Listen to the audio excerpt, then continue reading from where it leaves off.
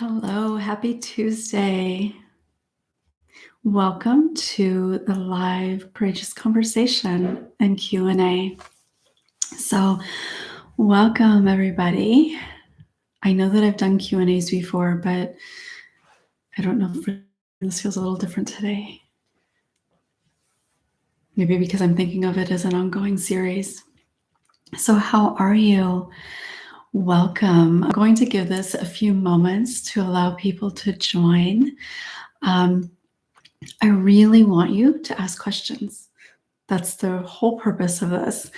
Of course, I can always share thoughts around something, but I really want you to be able to ask your questions. I want us to be able to have conversations about the kinds of things that people are struggling with, the kinds of things that affect us, the kinds of wounds that many of us have. And of course, wounds might look a little bit different, but there's a lot of similarity in the types of wounds and certainly the types or the ways that we're impacted by those wounds. So I hope that you are bringing your questions and things that you'd like to share. Hello, hello, hello. Welcome, everybody. So as we just kind of come together, let's kind of drop into the space together. Whatever you were doing before you came in here, even if you're walking and you're on your phone or whatever, but see if you can just create some space for you to take this time as an opportunity for self-care, an opportunity to give yourself the space to show up, to feel whatever you feel, to ask maybe some of those questions that you've really wondered about for a long time, but maybe have been afraid to ask or not been sure how to find the words to ask. But allowing yourself the space and the opportunity for that. So let's just drop into the space together, feeling this energy on actually a fairly warm Arizona day today. We actually got snow last week, but it's back to warm temperatures here. So on this Tuesday afternoon, Tuesday evening, Wednesday, wherever you are in the world, just let yourself be here. Just take some breaths, feel your feet on the floor, feel your seat on the surface below you. Wherever you're at, whatever you're doing, just let yourself come into the space. Become present. Notice the sounds around you.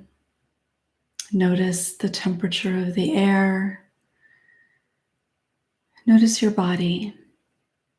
If there's any tension anywhere, see if you can just very intentionally release those muscles. I actually was holding my shoulders up a little bit. Just letting yourself release whatever tension or stagnation may be there. Exhaling, maybe even letting yourself take a really nice long exhale through your mouth, releasing any kind of pent-up energy maybe or stress that is present. Hello, everybody. You got your book today. Yay! Good. I'm glad. So in this space together, part of my desire in doing this, really all Q&As, but in creating an opportunity for us to come together over the next couple of months, is to really to talk about creating the space for you to be able to talk about, for you to be able to ask any of the things that are on your mind. And what are the things happening in your current life that are causing you to doubt yourself, that are maybe causing you to go back to old patterns, making it difficult to really try to mindfully focus on maybe self-compassion. Um, because we're not alone. So many of us across the globe, we're struggling with different kinds of things. I am too. Fortunately, it's not having the kind of impact on me that it would have before, but I'm tired of this. I just want the stress of society, stuff that's happening, to calm down. And I know it's not just going to calm down. There's work to do that needs to be done for it to calm down.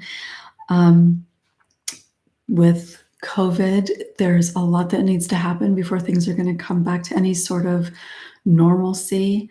And it's just kind of exhausting, isn't it? It really is. Today is Groundhog Day, and thinking about that movie, and he wakes up and it's the same thing every single day. Kind of feels like that's the way it's been the last year. And it has been a year. It has been a full year that our lives have really been upended globally. People's lives are upended, unfortunately, all the time, but not in a very collective global way. So there's a lot going on, a lot that is important to be able to acknowledge, right? Because you cannot heal what you deny is wounded. So it's important to be able to recognize the ways that you're struggling, whether you're struggling. And I think most of us are, a little bit at least. So being able to acknowledge that within yourself, knowing that you're not alone in that struggle, not feeling shame about struggling. And as I said in the beginning of COVID, for many people, there's a lot about this that feels familiar. The lack of control, uncertainty, fear, maybe difficulty with friendships and family relationships because of feeling disconnected or different views about how to navigate this. So there's a lot of different things, while probably quite different in reality in terms of the lived experience, the feeling that it can create can actually feel quite familiar to lots of other wounding and trauma. So, hello everybody. So, does anybody have a question that I can answer? One of the things that I'd like you to think about, kind of generally, is being really mindful about taking care of yourself. And that can look a lot of different ways. But every day, ideally, several times throughout the day, you might take a moment to think about how you can take care of yourself. And in that moment, maybe it's just giving yourself the ability to take a few deep breaths. Or maybe it's an opportunity to put work away and relax. Maybe get a nice big glass of water. Maybe you recognize that you've needed to go to the bathroom for a while, but you were waiting for this thing to be finished before you went. And instead you decide to go, because whatever that is, it'll be there when you come back. All of those things are ways to take care of yourself. They're things that we tend to not pay that much attention to, but they all matter. Not only are they good for you, and good for your body and potentially mind, but when you mindfully take care of yourself, when you recognize what you need in a moment and you honor that, when you recognize that there's something that you might want or want to stop and you honor that, when you mindfully do that, you begin to connect to the truth of your worthiness.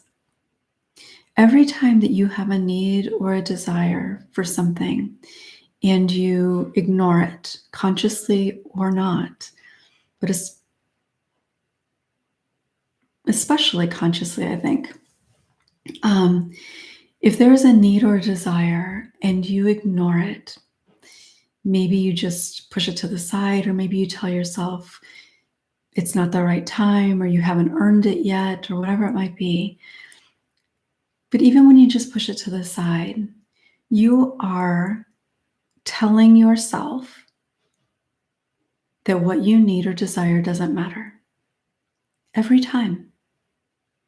Every time there's a need or desire present and you ignore it, you tell yourself that it's not the right time, that you haven't earned it, you are reinforcing a belief that you are not worthy of it, that you don't deserve to have what you want or need until this or that happens. And think about how many times you've needed or wanted something and you've ignored it or talked yourself out of it, told yourself you were being ridiculous. Each time you have reinforced a belief. So when you mindfully take care of yourself in small ways, like going to the bathroom when you need to, or getting a glass of water, or in really big ways, extravagant ways, a week vacation in some exotic place. Doesn't that sound nice? All of it matters. All of it chips away at that belief of being unworthy or undeserving. So it really is an important part of self-care, or taking care of yourself, of honoring your body and your mind. And it's an important part of healing. So I hope that, actually, I would love to invite you to see if you can every day until we meet again in 2 weeks. So every day for the next couple of weeks, I'd really like to encourage you to put a reminder somewhere to practice self-care, to do something to take care of yourself. Maybe at the end of the day, you check in with yourself and ask, what did I do today to honor my needs or desires? It's a simple question, but for many people, it's not going to be a simple answer. You're going to have to search, and you may not be able to come up with anything because it's so natural for most people to not pay any attention to that.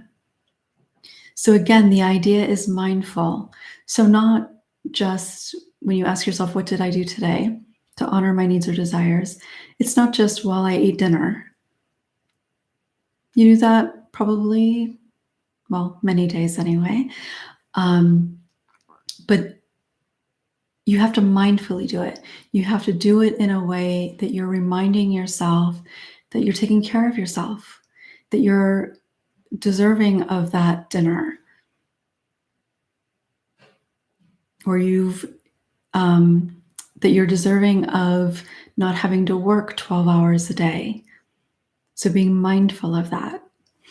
When you do that, you are building that sense, that belief of being worthy of it.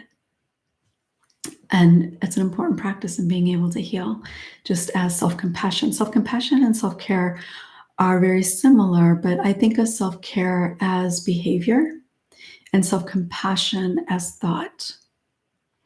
And they can be used a little bit differently as well, but they're certainly similar, and both are needed for healing.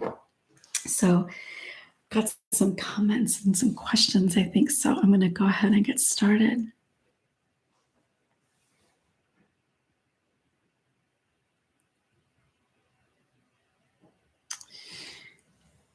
Sharia says, since my move, it's been hard for me to get connected to some sort of support system. And with everything going on, I'm not sure if I'm yearning for connection, if my yearning for connection is coming from a good place or not. I think a yearning for connection is always something to pay attention to.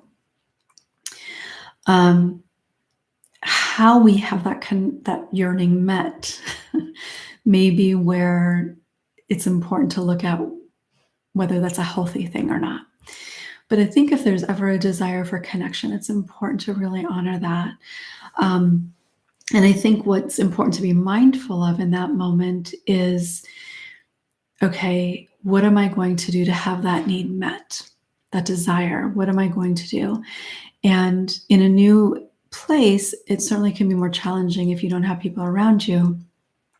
But particularly in this time of COVID, I think that just kind of reminding yourself that there are different ways of connecting, um, and different levels of connecting as well. But anytime there's a desire to connect, I think it's important to really honor that, even if you're not able to connect. But just being able to honor, I really feel like I'm missing people, or I really feel like I want to connect with somebody. Just in being able to acknowledge that without feeling badly about it, or feeling ashamed of it, that is important because you're still honoring that need, that desire, even if you're not able to do anything about it at that particular time. Now, having said that, it certainly is important to be able to actually connect with people as well, but you can still honor the desire that is there without having to do that.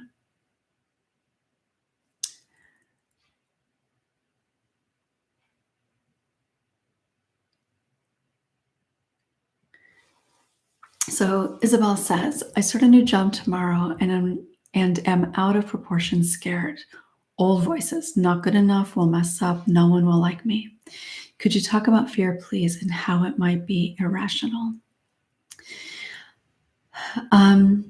Most of us, the fears that we have, particularly the kinds of fears that you identified here, are completely, I'm actually not going to say that they're irrational, because those fears come from what you believe about who you are. So, therefore, our beliefs create our thoughts and fears. So, therefore, it actually is kind of rational given what the beliefs are underneath that. But to the point of how it's not based in truth or it's not based in reality, that is something different. And I think that those kinds of fears are related to those ideas, those beliefs that we hold on to. And we're afraid that that belief is going to be reinforced. We're afraid of feeling the shame that is associated with those beliefs. Because for any of us, if we have a belief that we're not good enough, that we'll mess up, that no one will like me, there's going to be a sense of shame attached to that. Because all of those things are about who you believe you are as an individual being. And if you believe these kinds of things about yourself, there is going to be shame attached to that. So the fear is trying to protect yourself from feeling that shame, from experiencing how you feel when somebody looks at you in a certain way. So in this particular kind of circumstance, being able to do some reality testing. So reality testing in this kind of circumstance could be, how many times have you gone into work and not messed up? How many times have you been afraid that somebody wasn't going to like you and it turned out to be either at least a cordial relationship or maybe a really great relationship? How many times did you feel not good enough going into something, and even if all those thoughts and fears were there, the situation worked out okay? Particularly with a job, if you felt like you weren't good enough, that you weren't smart enough, capable enough, or whatever, how many times have you felt that going into a different job? And how many times did you actually do just fine in your job? So being able to look at real life experiences that can counteract, that can counter that idea. Now, you might still come up with all kinds of reasons why you believe this idea to be true, but being very intentional about finding those counter experiences, those real life lived experiences that can help you see that what you believe isn't true. And most of the examples that you would come up with to prove this point over here actually don't prove that point. You've just, in your own mind and the way that you think about it, you've made it seem like it proves that point. So doing some reality testing, reflecting back on other experiences where you had the same kinds of fears and it didn't turn out the way that you anticipated that it would. As a mom of 2 young kids homeschooling and working from home, taking time for myself usually means something isn't getting done, and the guilt of that is sometimes worse than just ignoring the need. Via. So that was Via's comment here. So many people can relate to this. So thank you for sharing. So what the issue ultimately here is the guilt. So it's not so much that you, in order to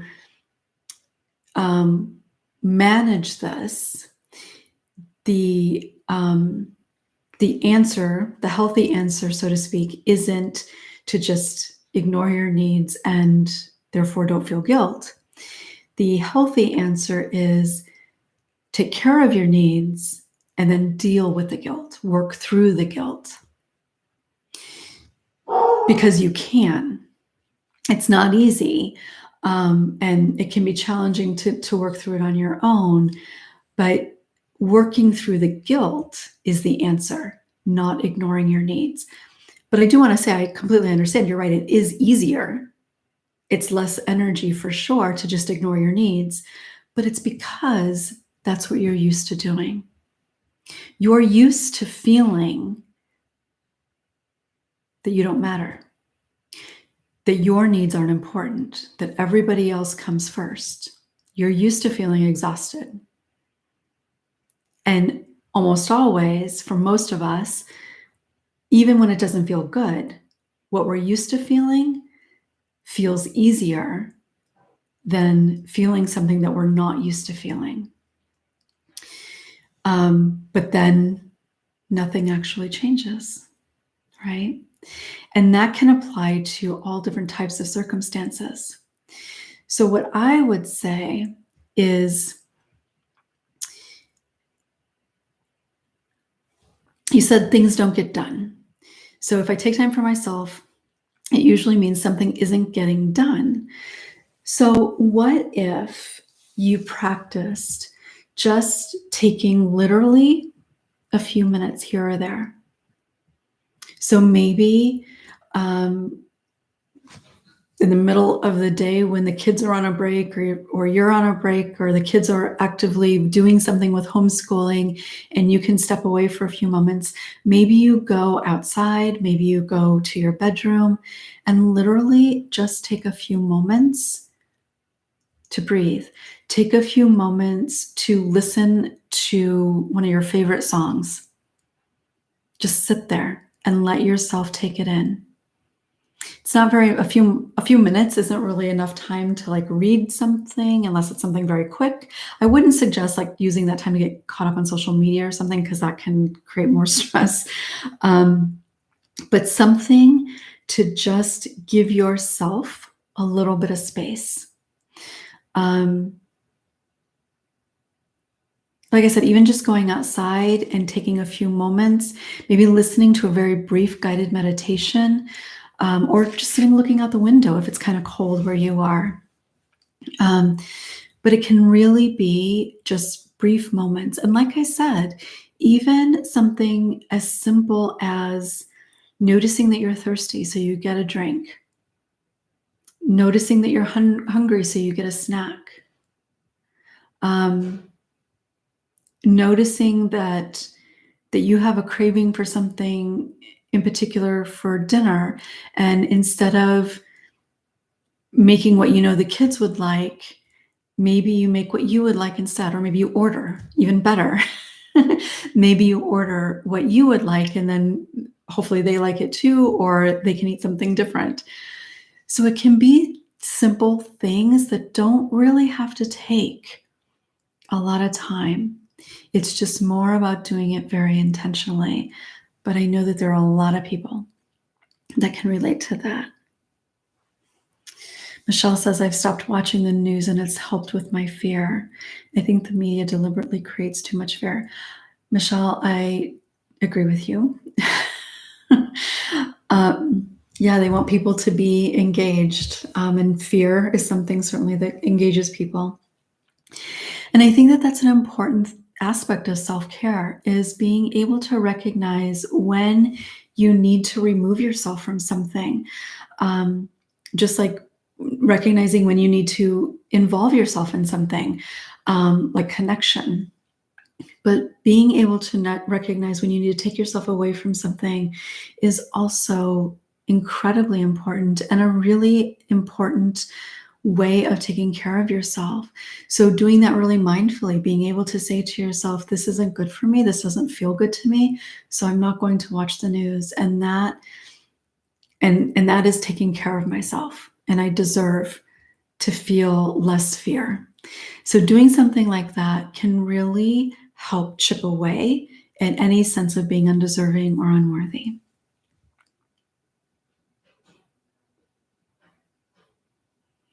Yes. So telling is about good luck. Got this. Absolutely. Um, Stopped watching the news. Hello, Natalie. Um, I need to do this. No, Jess, I did not see a question. Let me see. Just, I don't see a question, just rolls. I do not see a question from you. I saw you say hello, and good luck to Isabel. So I didn't see a question. So if you could actually share that question again, please. Thank you. Hi, Candace. When dealing with grief of losing someone, how do you let go of the guilt about not spending enough time with them? Feeling guilty about the lack of relationship, even though you love them. This is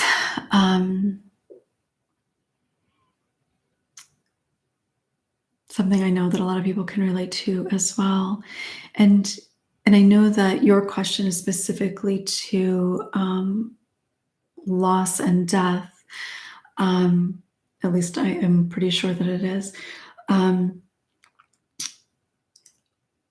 But that can also be something that people can feel to a certain extent around, like even setting boundaries with unhealthy relationships as well. But in terms of guilt about not spending enough time with them,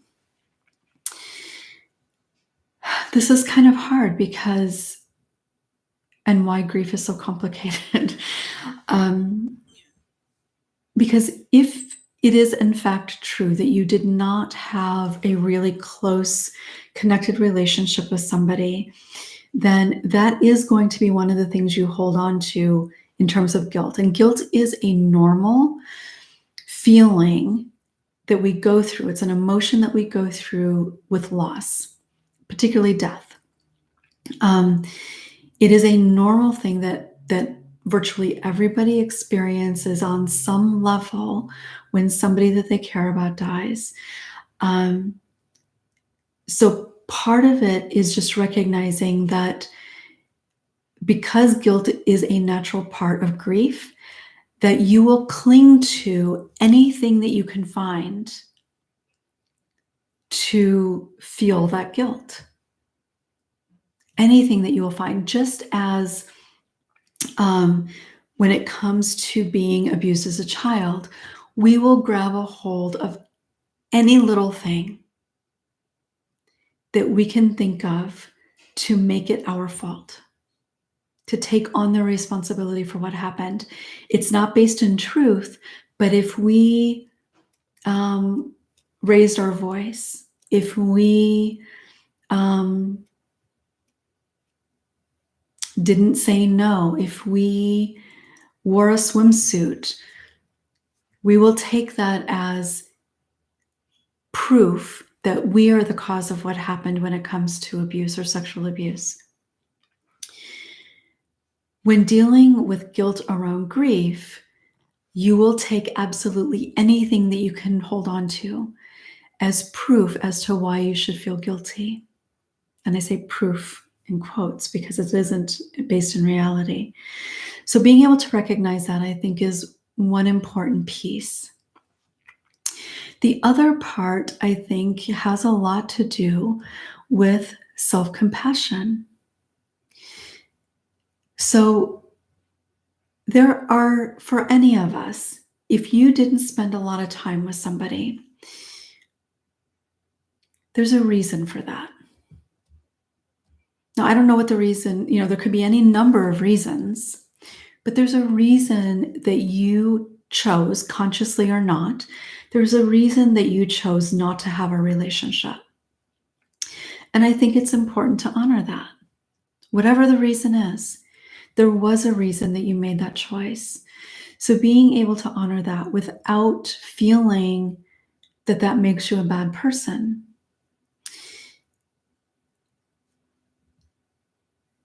If we are not in relationship with somebody that we do in fact care for or love,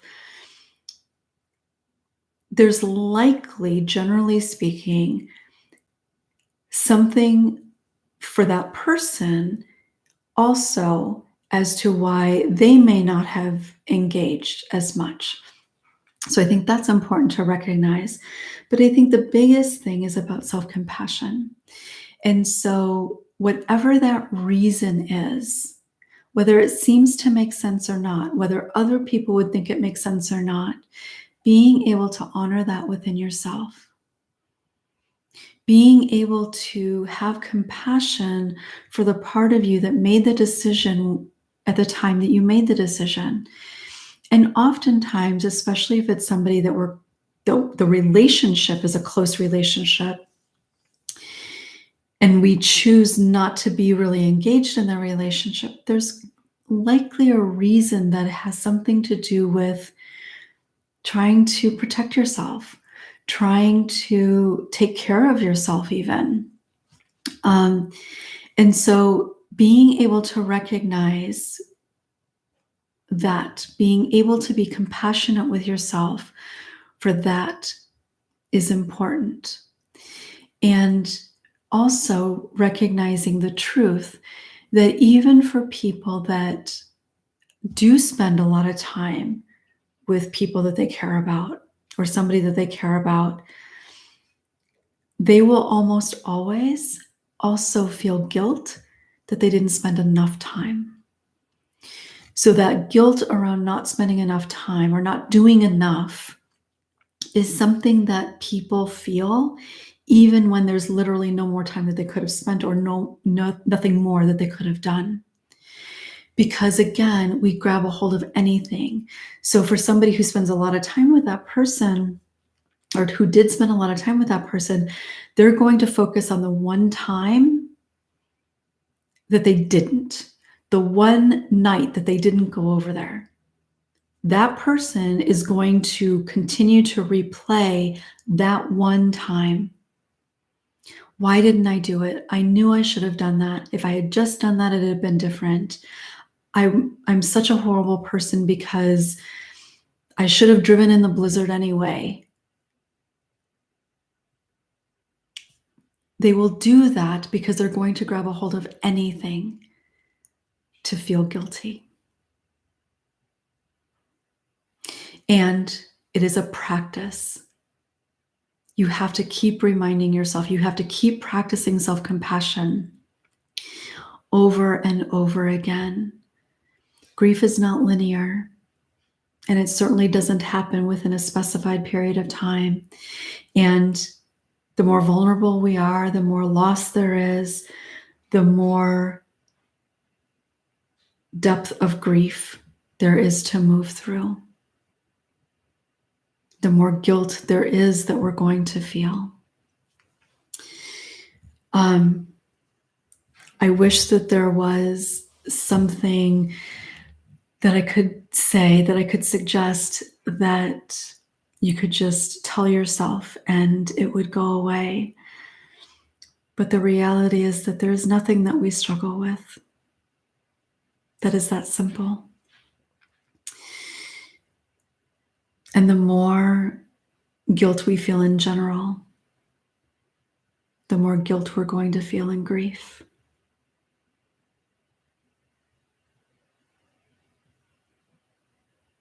So self-compassion really is one of the most important things you can practice. Reminding yourself of the times that you were there, even in thoughts.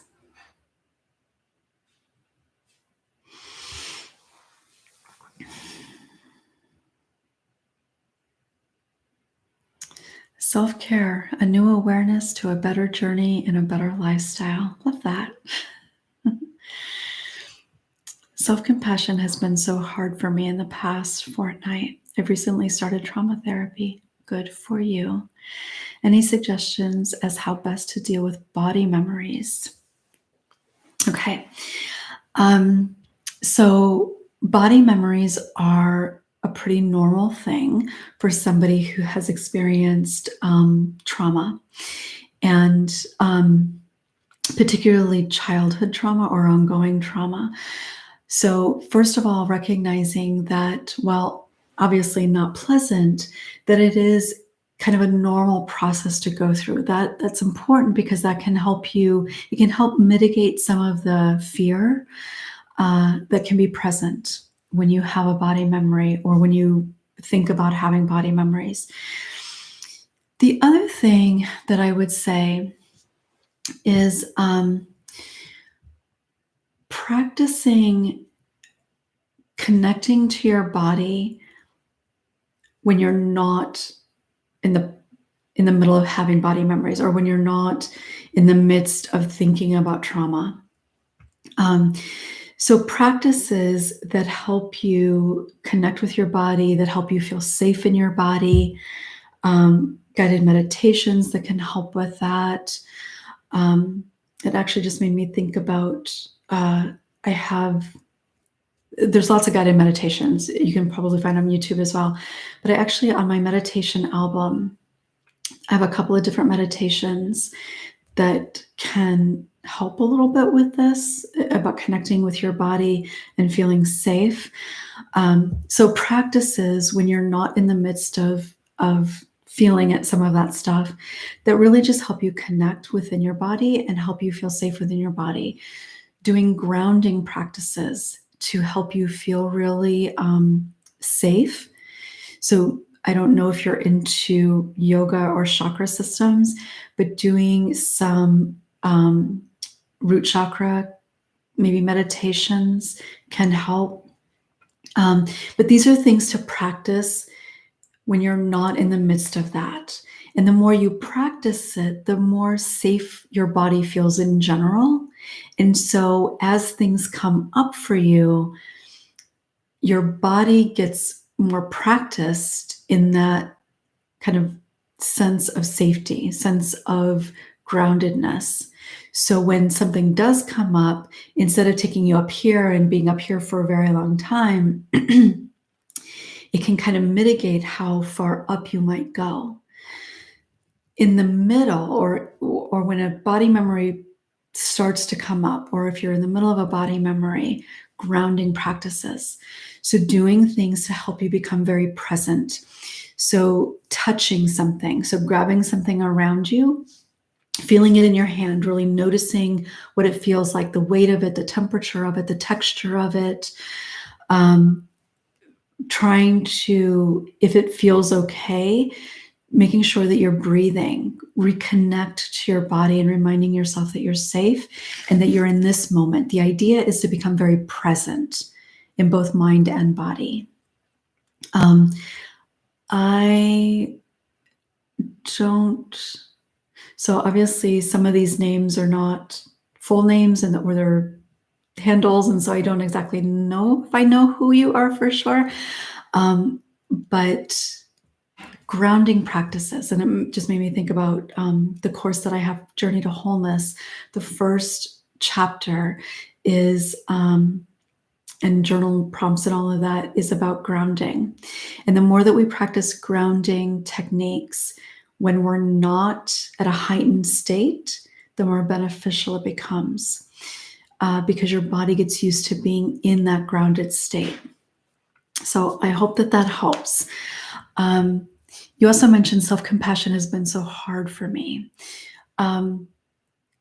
Self-compassion really is not an easy practice. It really is not an easy practice at all.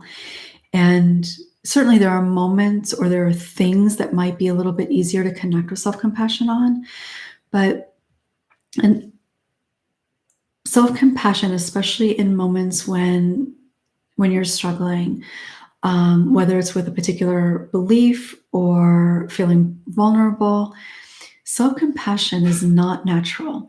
It is not something that we can just think and it's going to be beneficial. Because when you're in a place of struggle, when you bring in that self-compassionate thought, everything in you is going to push against that thought and remind you of all the reasons why that's not true. And so you have to keep coming back to that, reminding yourself of what is true. And this kind of goes back to Isabel's question early on about those ideas and work, like not being good enough and everything. The more that you practice it, when you're not in that heightened state, the more beneficial it becomes, which is, I'm going to talk about it again, which is one of the reasons that I did the book Deeply Rooted, because I wanted people to have something very specific to be able to come back to time and time again, to practice it on different days, because on different days, things are going to affect you differently. An interaction that you have on one day may not have a negative impact on you at all. If you were to have that same exact interaction on another day, it may send you spiraling. So it all depends on where we're at, how vulnerable we're feeling. And so the more that we practice it, even if we're not really feeling it, even if we're not able to really believe in it in that moment, the more beneficial it becomes as well.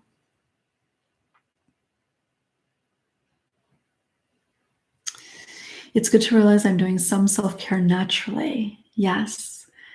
And the more we practice it, the more natural it becomes. It's not even something that we have to, on a regular basis, consciously think about, because we do just naturally do those things. They become a natural habitual pattern. And that's pretty amazing. That's when you know that you've made some significant progress.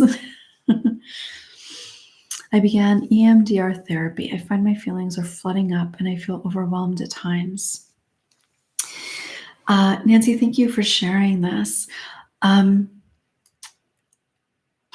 So I don't know what's happening in your sessions, or what kinds of strategies you guys have talked about in terms of that. This is something that I think that practicing grounding techniques regularly. So again, not when you're in the heightened state necessarily. Of course, it's important to practice them in those moments as well. But in order for them to really become beneficial, we need to practice them all the time. And the more that we can practice them when we're not in those heightened states, the easier it is for our body to get to that calm, safe state. And when your body gets practiced in feeling that safe, calm state, then when you are heightened, it's easier for your body to bring you back into that state. So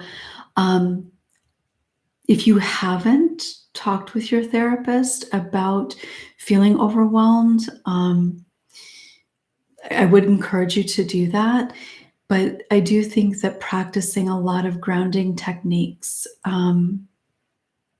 could be really helpful as well on a regular basis. Like, first thing in the morning or right before you go to bed is kind of a nice time to practice because it can help you with your day or as you go off to sleep.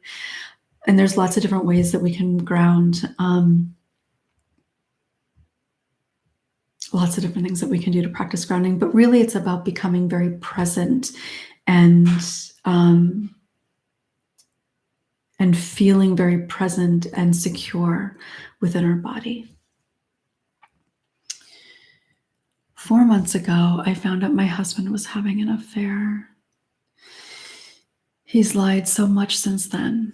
He yells, gets mad when I want to discuss anything. I feel like I need a boundary, but I'm not sure how to do it. Kelly, I'm so sorry.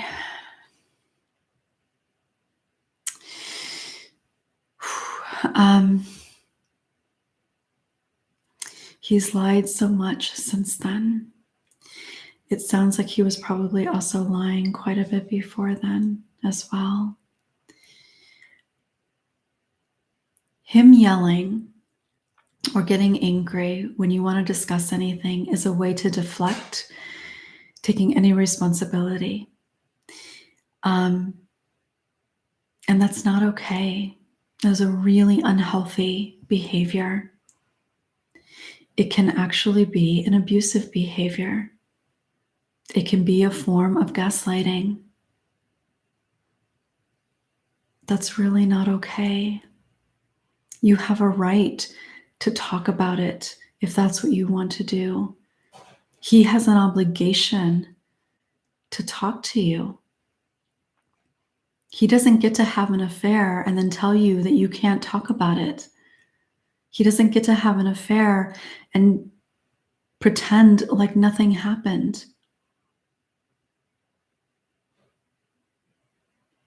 He doesn't get to do that, not if he wants to stay married. You have a right to have your voice heard. Your feelings, what you need.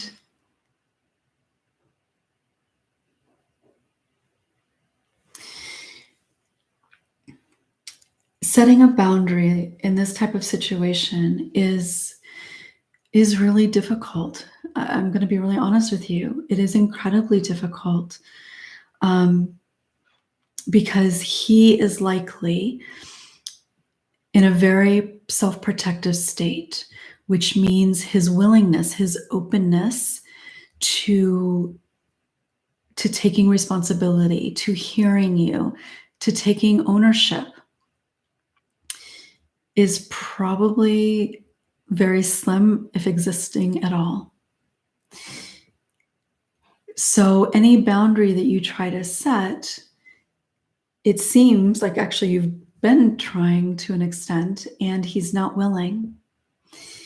And so the boundary that you need to think about setting is honoring yourself,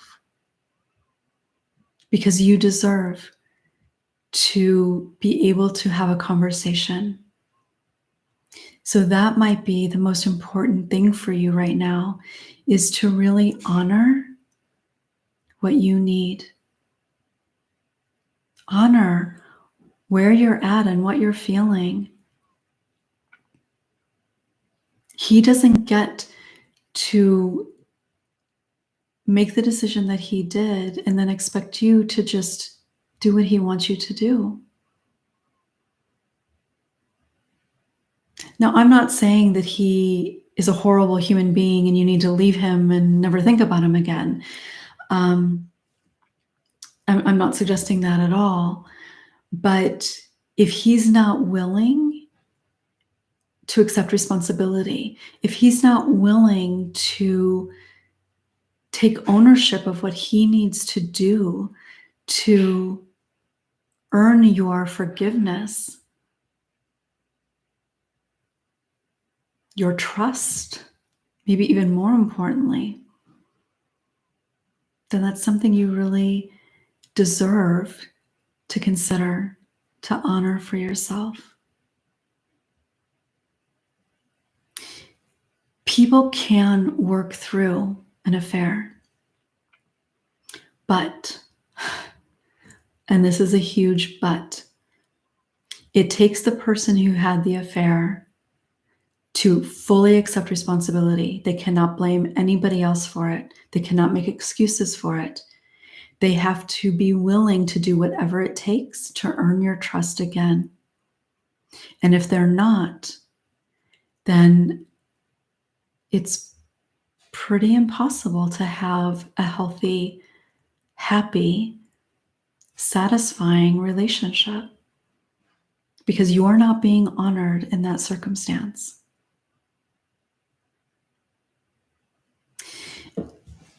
This is definitely a type of circumstance that I would say that having professional support can be really, really important. Really important, because creating those boundaries, honoring yourself, is really challenging in times like this because you question so much, you doubt yourself so much. So having professional support, if you can, I would really encourage you to try to do that. You deserve that. When you're actively working to heal from trauma, is there ever a point that you get to where it's just easy to go about your life without thinking about relating things to your trauma? Or is it just always like this, where you spend so much of your day trying to keep yourself grounded and not living in the moment? Okay, so the question here, when you're actively working to heal, is there a point where things just kind of get easy? So when you're actively working on healing is different than when you have healed, right? So when you are actively working on healing, there are certainly days that are easier, maybe even days that feel quite easeful. But when you're actively working on healing, so obviously there's a lot you're still kind of digging into, there's a lot that you're trying to understand, there's certainly a lot that you're having to practice. It takes a lot of energy. There's a lot of ups and downs. So when you're really in the active part of healing, I don't know that I can say that you're going to have a lot of time where things just feel easy, or that you're not thinking about it in some way, like relating different things. Because in the active part of healing, a lot of it is still about understanding. It's a lot of practicing, and the practice has to be mindful practice. Otherwise, it's not going to be a natural thing to do, so you're not going to do it. So you have to be mindfully practicing. So in the active part of healing, things can feel easier for sure. Not every day has to be a day that is filled with an immense feeling of difficulty and struggle or pain or emotion. That certainly doesn't have to be the case at all. But when you're actively working on healing, active equals being mindful of practicing and learning. But once you've been able to do that, then you get to a place where you're still healing, you're still in that process, but those things that you have to be very deliberate and conscious about, those become a little bit more natural. So you don't have to be thinking about it as much. You don't have to work as hard at doing the reality testing. You don't have to work as hard at practicing self-compassion because it becomes a little bit more natural. And then you continue and you do get to a place where all of that becomes your default. So practicing self-compassion becomes a default. If there's a moment when you doubt yourself, doing some reality testing becomes your default. That is what healing looks like, but it takes a lot of time and practice. Now, having said that, because we are human, even when you've been on the other side of healing for a while, so even for me in my own life now, particularly if I'm feeling vulnerable. So if I'm stressed about stuff, certainly with COVID, if I'm not feeling well, something could happen and I might have a moment of doubt that lingers a little bit longer. Or the moment of doubt might cause me to doubt some other things. But the difference is you're aware of it. You become aware of it very quickly, and then you're able to do things to help you get out of it. So I hope that makes sense. That was Via. I hope I don't scare anybody by talking about that too. But that is the process, and I think it is important for people to understand what happens through that process. And that it is a practice. One of the things I talk about in Deeply Rooted is that cultivating self-compassion is a process and a practice. We have to keep coming back to it. We have to practice over and over and over again, like math. Like seeing the teacher do it on a chalkboard doesn't mean that you know it and understand it and can apply it in every circumstance, right? You have to be able to write it out yourself. You have to be given all different kinds of problems to work it through. You have to apply it in different contexts. You have to take the summer off and come back the next year and practice again, refresh your memory and how it all works. That is the process of healing.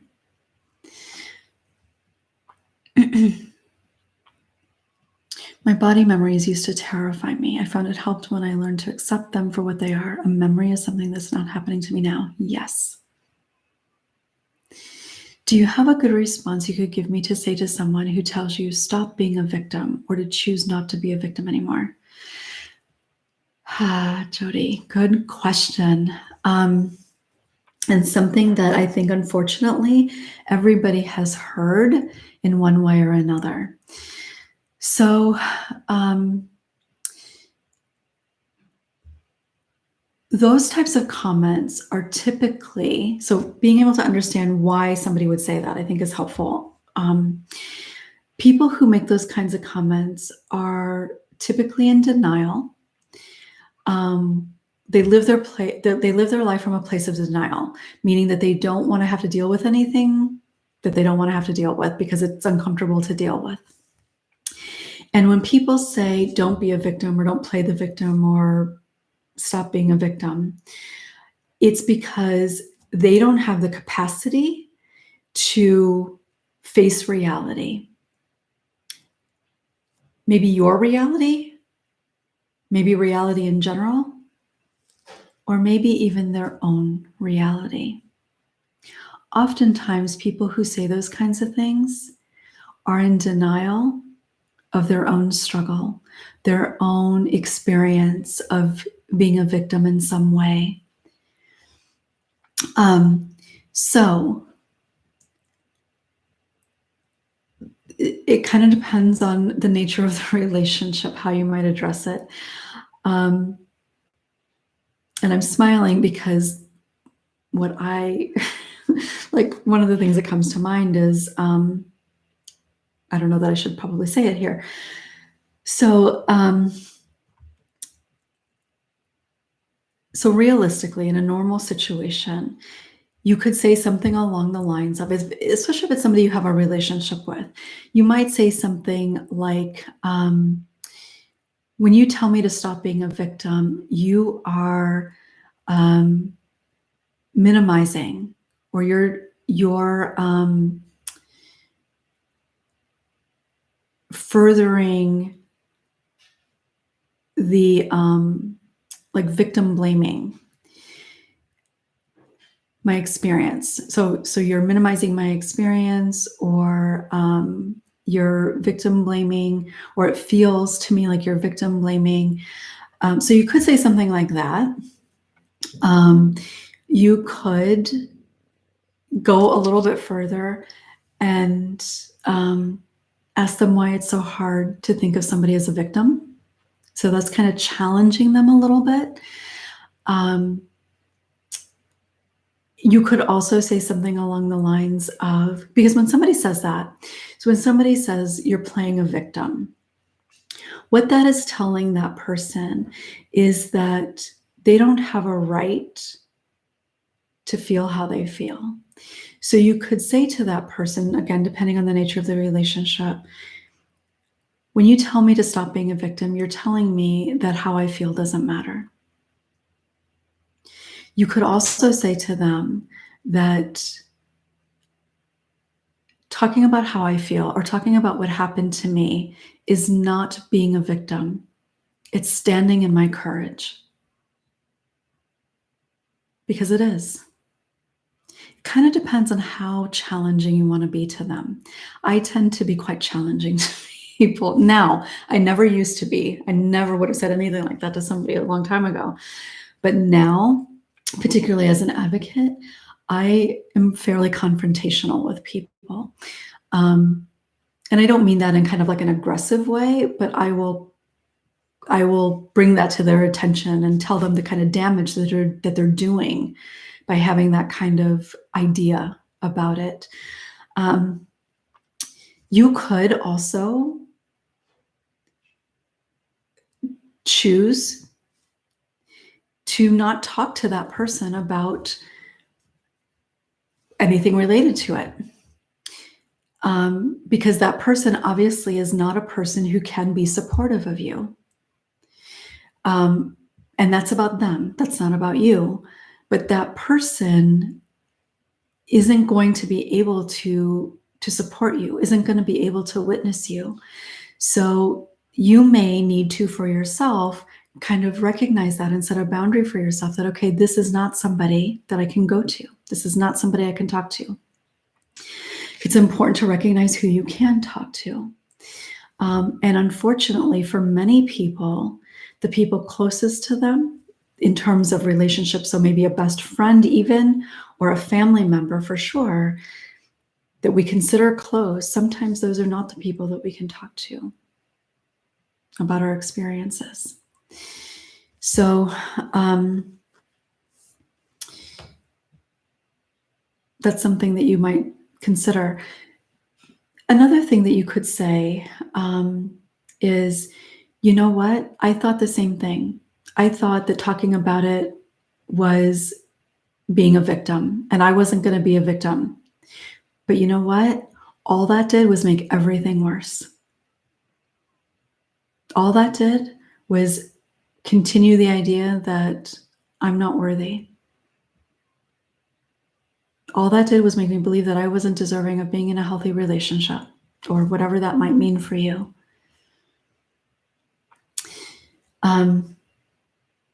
So I hope that that helps. Unfortunately, most people, and I think I can say most, not necessarily the majority of people, but I think most people who would say something like that have not addressed their own wounding. They may not even recognize their own wounding, whatever that is. But I have recognized years ago that some of the most significant, forceful critics of being a victim are people who refuse to see themselves as a victim, who have actually been victimized. That has been my experience. Even listening to other people share their experiences, that has been the case. So don't take it personally. That's really important too. Do not take it personally. Think about it. So many people have felt better after listening to somebody else speak about their own experience, right? An experience that you can relate to. You've heard somebody else speak about it, and it makes you feel better. Well, if it were true that we should never speak about our struggles or what we've experienced, then nobody would talk about it. And we would all, oh my God, this is just reminding me of something. Okay. We would all just be living in our own silence. and secrecy. Wow. I'm going to make a note of something real quick. I'm good. This emotion is not a bad thing. um, I'm just making a note about something um, significant that I talk about it in a different way of talking about. So please bear with me just for a moment. Um,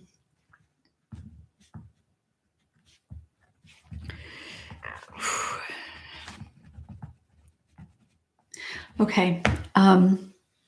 So I will share about that another time. Wow. It's so amazing how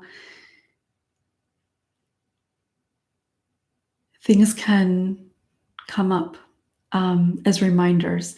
And really, it's not a bad thing. It's not a memory. It's not an experience of trauma for myself or anything like that. It's just an idea of something that I talk about that I sometimes hold back on. And it just reminded me of that. So it's good. It really is a good thing.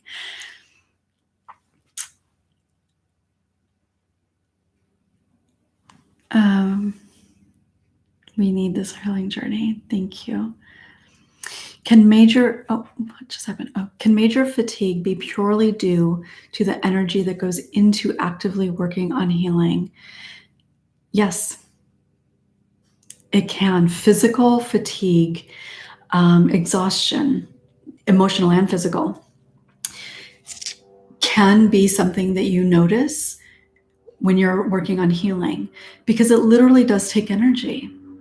It takes energy to be present because you're fighting all this stuff that is wanting to take you down a rabbit hole. You're fighting that self-protective mechanism that literally has a lot of physical strength because it's using so much energy in your body.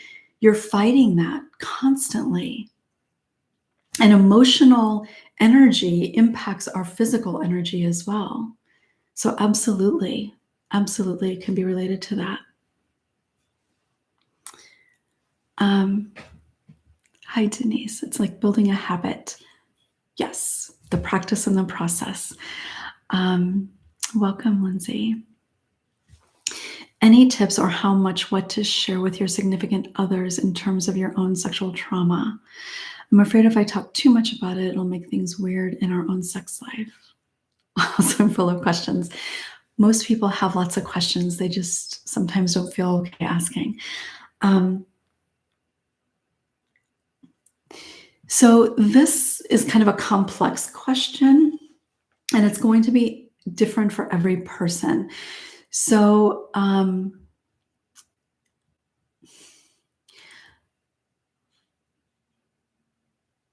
I think, so kind of as a general statement, if your partner knows that you have a sexual abuse history, you can do one of two things. You can ask them how much they're comfortable with you sharing, or you can say, there's some things I'd like to talk with you about, but I don't want to make things weird. Or there's some things that I'd like to share with you, but I'm not sure how much is okay to share with you. That can be kind of a good way to start the conversation. I would also say that particularly like in the early stages of a relationship, you do not need to tell your partner that you have a trauma history. You certainly can if you want to, but a lot of people feel like they are obligated to tell a partner or a potential partner that they have a trauma history. No, you do not have to tell that person. I've heard people say, like, they have a right to know that I'm so messed up, or they have a right to know that I'm damaged. They have a right to know that I'm screwed up, or that I've had these experiences. No, they actually don't have a right to know that. Now, I think, if it's going to be a long-term relationship, I think ideally you would be able to share that with that person, but not because they have a right to know necessarily. So I hope that helps. Really, it's a very individual kind of thing. It's going to depend on you. It's going to depend on them. How much to share often really does have a lot to do with where they're at, and their capacity to hold that. Because some people really struggle with wanting to do something about it, and if they can't do anything about it, then it can be difficult. Doesn't mean that you shouldn't tell them things, but that's something that you have to be aware of so that you can work on in the relationship.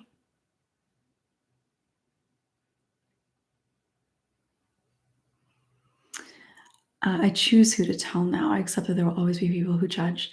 Yes, and being able to trust ourselves, like really trust ourselves in, because most of the time, if we tell somebody that isn't going to respond well, there's a part of us that kind of knows that. There's a part of us that can kind of feel that, maybe based on previous experience. Um, so part of the process is being able to connect within so that you know what your intuition is telling you. But that is an important part of that as well. Um,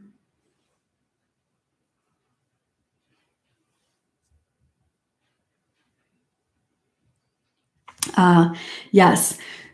So Jody, going back to the idea of not being a victim, one of the things that this has happened for a long time, but I think it's grown exponentially, is kind of the um, like law of attraction kind of stuff in bringing in victim experiences, and what you say to yourself, you create, and so you need to say certain things or say things in a certain way. Otherwise, you're creating all this drama and difficulty yourself.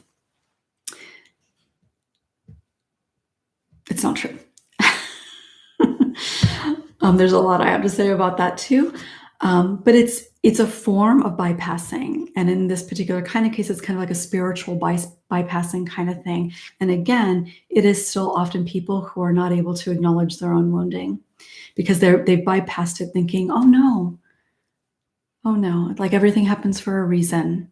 That's also a form of bypassing and denial, avoidance.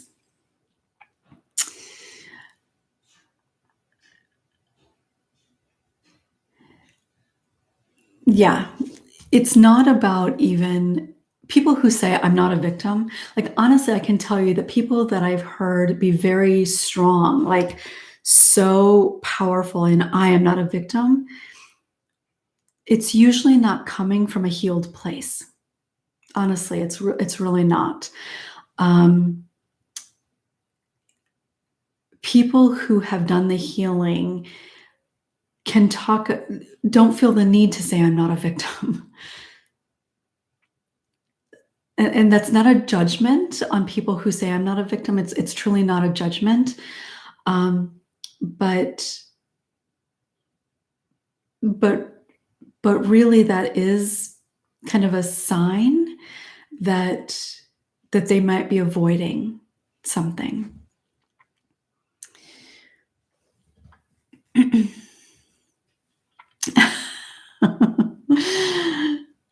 How many, not in the early stages of marriage or relationship, it's been more like how long has it been? I know the feeling. I'm embarrassed to say I have and possibly still do without realizing I'm doing it. Say things like, don't be a victim. You're stronger than this. You choose if you let yourself become a victim. It's never malicious. And that's part of it, Allison. Thank you. Thank you for acknowledging this, because I think for all of us, we can kind of relate to that, at least in moments, whether we say the word victim or something else, like, stop complaining, or why don't you just do this, or whatever. I think all of us can certainly relate to that. So thank you for saying this. Please don't feel embarrassed about it, and certainly don't feel shame around it. Um, but I think that it is important to recognize, is that a way of wanting to avoid my own feelings about something? Is that a way of how I judge myself? If I'm struggling, do I judge myself and tell myself to just get over it, or that stop being a victim? Because if we do that to ourselves, we are more likely. Somebody who does it to other people is almost always going to be doing that to themselves in some way, which is different than somebody who says that to themselves is more likely to actually do it to other people, because they don't typically do it to other people, or they don't necessarily do it to other people. But very often, if we're saying it to somebody else, even in our own mind, or saying it about somebody else, we often do have those judgments about ourselves, which is a good indicator, something to pay attention to.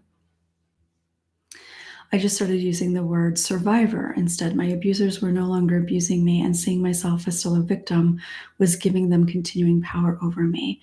I think most survivors do not actually refer to themselves as victims. Some do, and it depends on the circumstance. Like, I use the word victim in terms of being victimized, but I don't generally refer to people as victims.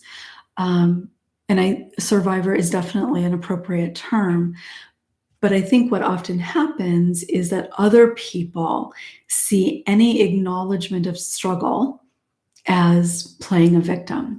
And that term has connotation to it, right? It has energy to it. So it's a very, while subconscious, it is a very intentional term to use to keep people from talking about things that people don't want to talk about.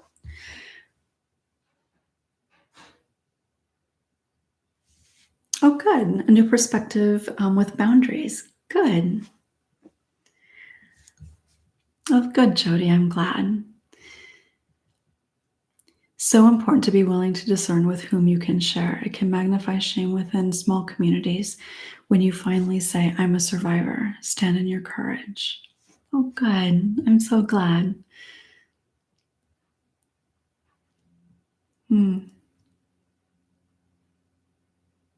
Yeah. So, well, I went a little longer than I anticipated, but so many great questions. Thank you all for sharing your questions. And please know that your questions that you ask are so incredibly beneficial to other people. People watch these videos repeatedly.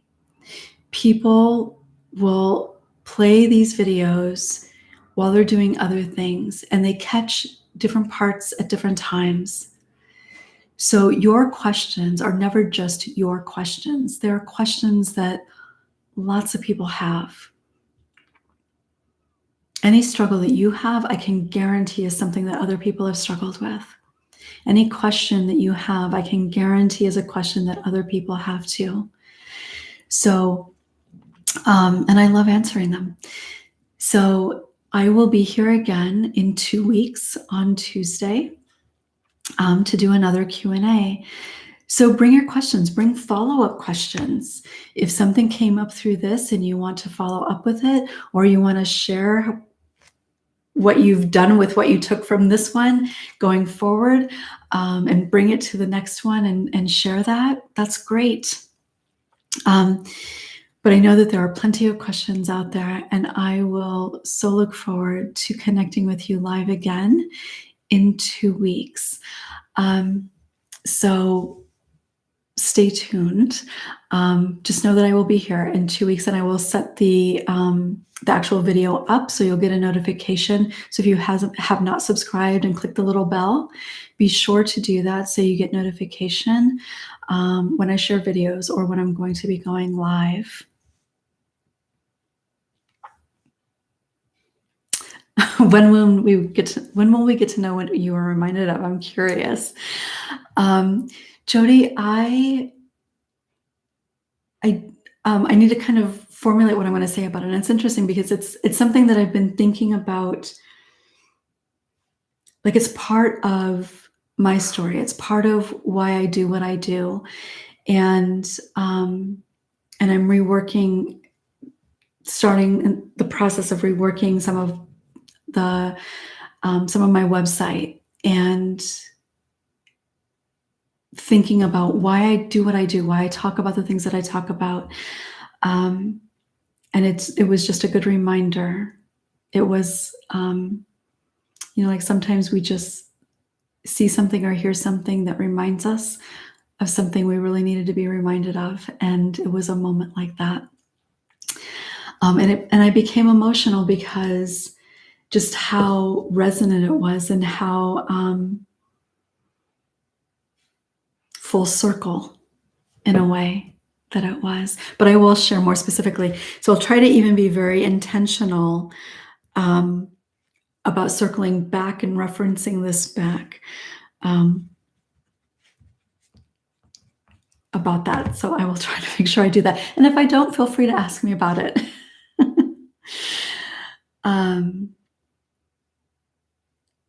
Yes, so much, Lou says, so much respect for this space and the sharing. Yes, yes, yes.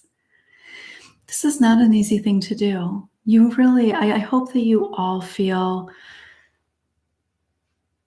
connected to your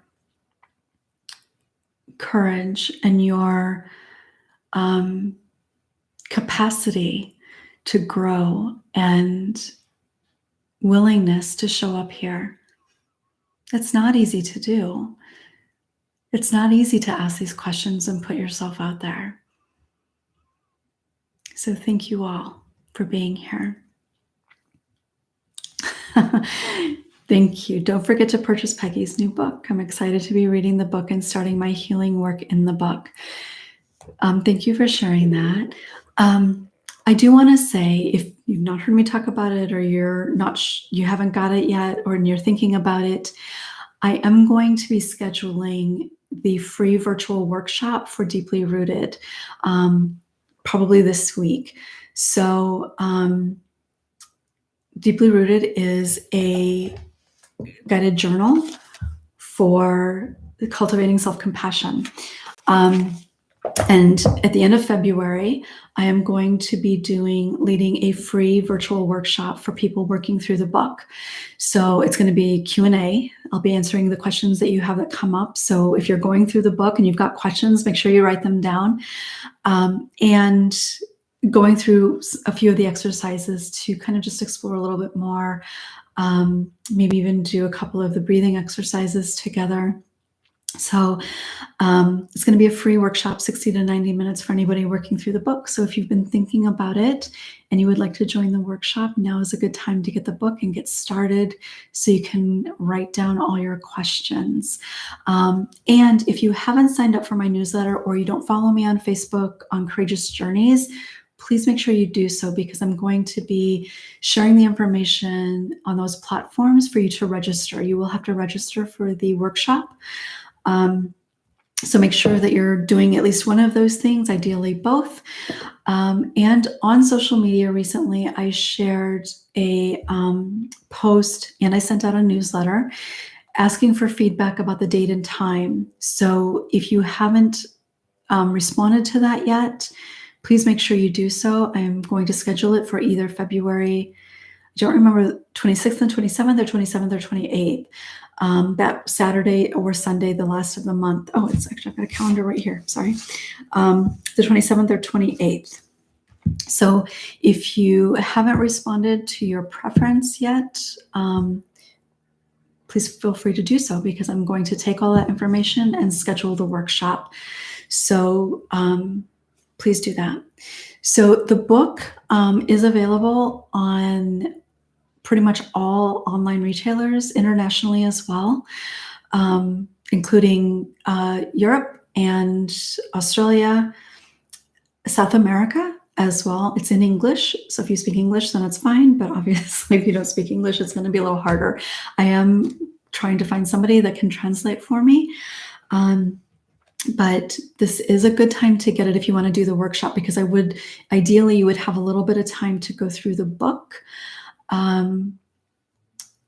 before, not necessarily to go through the whole entire journal, but at least be able to kind of flip through it and write down some of your questions that you might have before we come together. So if you've got any questions about that, feel free to let me know. But otherwise, I will look forward to seeing you in a couple of weeks.